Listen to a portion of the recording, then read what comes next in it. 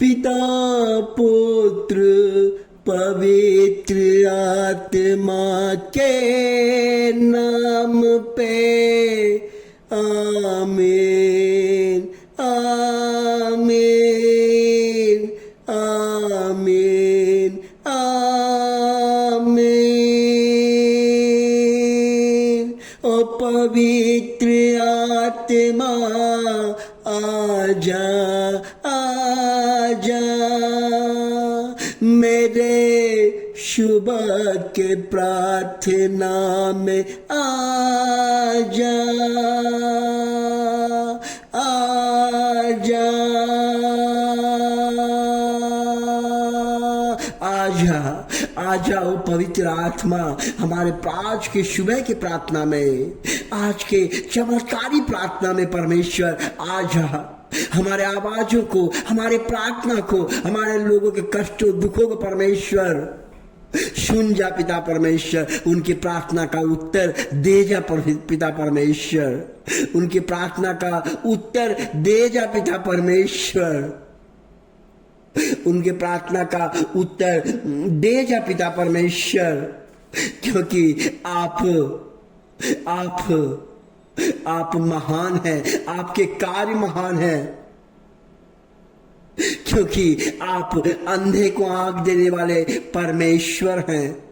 जो अंधे को आंख देता है वह परमेश्वर जो पूजनीय है, क्योंकि अंधे को आंख देना इस संसार में बहुत बड़ा ही चमत्कार है।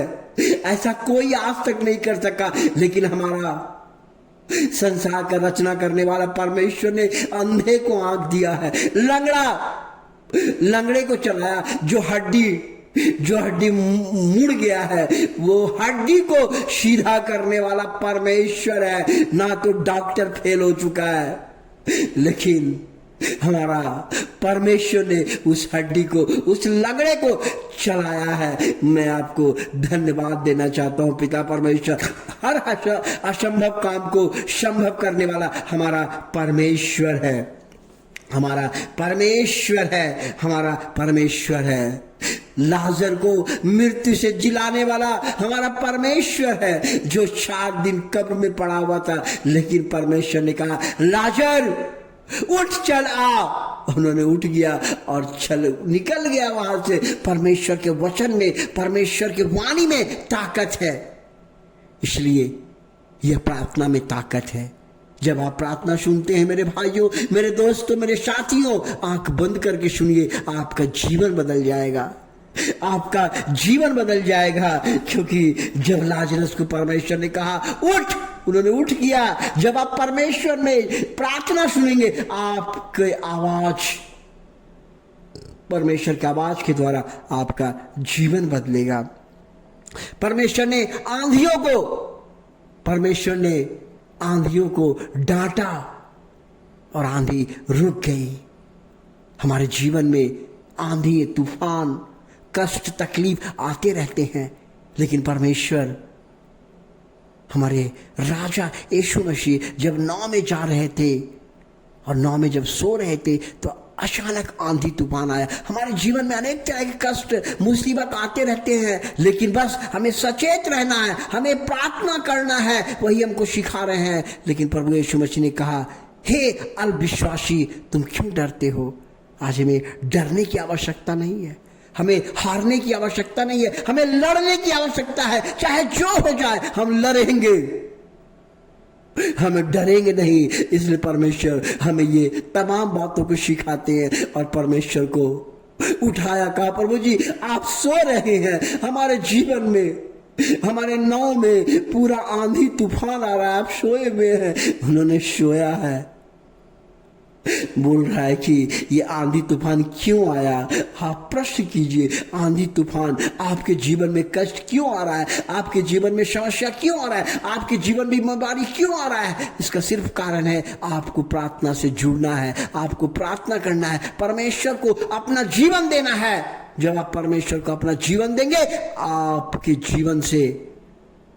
जीवन में शांति आएगा। इसलिए प्रभु हमें सिखाते हैं। इसलिए आज हमें परमेश्वर के वचन को मानना है, परमेश्वर के वचन पे चलना है। परमेश्वर हमें कहते हैं कि मत डर, मत डर। परमेश्वर हमें कहते हैं कि मत डर, निराश मत हो, क्योंकि मैं तेरा यहोवा, जहां कहीं तू जाए मैं तेरे संग रहूंगा। परमेश्वर कहता है, परमेश्वर ने कई बार पवित्र शास्त्र में इस प्रकार कहा, मत डर। क्यों बोलता है मत डर? क्योंकि परमेश्वर कहता है कि शैतान कुछ नहीं है। तुम शैतान से क्यों डरते हो, क्यों घबरा जाते हो? थोड़ी सी मुसीबत आता है तुम घबरा जाते हो, थोड़ा सा दुख तकलीफ आता है तुम घबरा जाते हो। अरे क्यों घबराते हो? मत घबराओ, मत डरो, शैतान को कुचल दो, मार दो। इसलिए परमेश्वर हमें हमेशा सिखाता है, कहता है कि मत डर मेरे यारो, मत डर मेरे दोस्तों, मत डर मेरे भाई और बहन,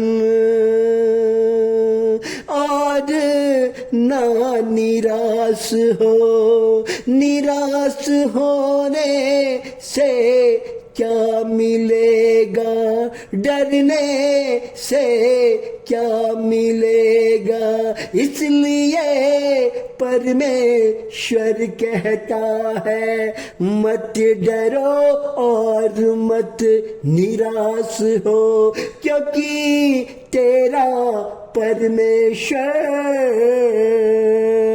तेरा परमेश्वर तू जहां कहीं जाएगा तो तेरे संग हो जाएगा, और तेरे संग रहेगा तेरा परमेश्वर। अरे आप सोचिए, बार बार क्यों कहता है कि तेरा परमेश्वर? इसलिए बोलता है कि परमेश्वर कहता है कि तेरे संग रहने वाला परमेश्वर है, तेरे साथ चलने वाला परमेश्वर है, तेरे जीवन को बदलने वाला परमेश्वर है, तेरे हर जगह से चंगाई देने वाला परमेश्वर है। इसलिए आपका बच्चा, आपका परिवार, आपका साथी, आपका दोस्त, आपका मित्र, आपका माता पिता जहां कहीं जाएगा, परमेश्वर उनके संग चलेगा, उनको साथ देगा, उनको हिम्मत देगा, उनको ताकत देगा। हमारा संग चलने वाला परमेश्वर है।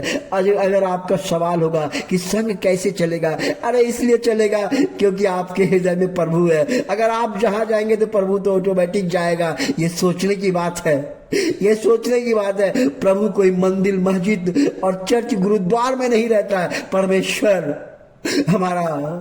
हमारा हृदय में रहने वाला परमेश्वर है, हमारे मनुष्य के हृदय में वास करने वाला परमेश्वर है। इसलिए प्रभु कहता है कि तुम्हारे संग रहेगा, तुम्हारे संग खाना खाएगा, तुम्हारे संग सोएगा, तुम्हारे संग हमेशा हर कुछ करेगा। इसलिए मेरे भाइयों, मेरे दोस्तों, मेरे साथियों, इसलिए परमेश्वर से कहिए, प्रभु मेरे हृदय में आइए, मेरे मन को शुद्ध कीजिए, मेरे आँख को, मेरे शरीर को शुद्ध कीजिए।